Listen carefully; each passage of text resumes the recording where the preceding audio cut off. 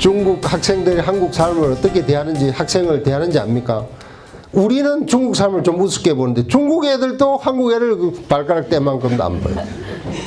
서로가 좀 그러는 게 있어요. 우리는 크니까. 맞습니다.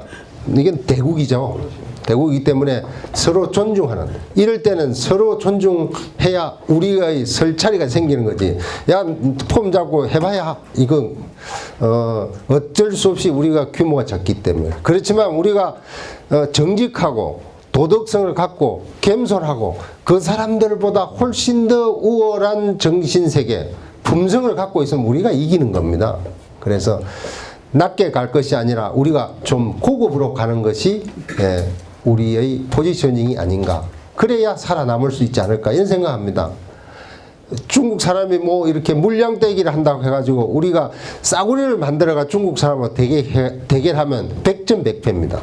그래서 제품의 수준도 하이엔드 시장, 아주 고가 이런 쪽에 우리가 포지셔닝을 해서 목표 시장을 가지고 가야 중국에서 성공할 수 있다고 생각이 들고, 참고로 제가 물을 이렇게 생수회사를 이런 병부터 시작해서 말통까지 만들어서 이 라벨을 어떻게 만들었는가 하면 라벨에 애국인 전용물 이렇게 썼어요. 그랬더니 초창기에 중국 사람들이 황의가 엄청 오는 거예요. 외국인만 먹고 중국 사람은 못 먹어? 이름들은 뭐 이렇게 심한 항의를 받았어요. 아닙니다. 외국인 전용으로도 먹을 수도 있고 중국 사람은 물론 먹을 수 있습니다. 물인데 돈만 주면. 그 대신 쟤는 3배로 비싸게 받았습니다. 엄청나게 팔렸어요. 그 1년 만에 번절 다 뽑지. 나중에 물 먹으면 물이나 비슷하잖아요.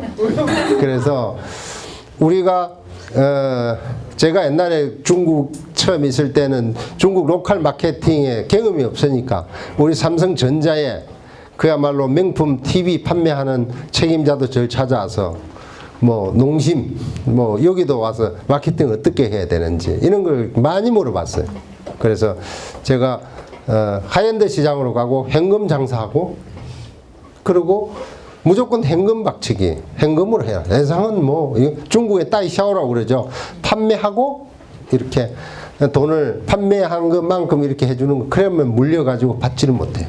무슨 공사 계약을 하고 마지막 하자 보증금이라 한 10% 좀 띄워놓으면 그거는 못 받는 돈이라고 생각하고 원가 속에 포함시키고 포기하면 됩니다.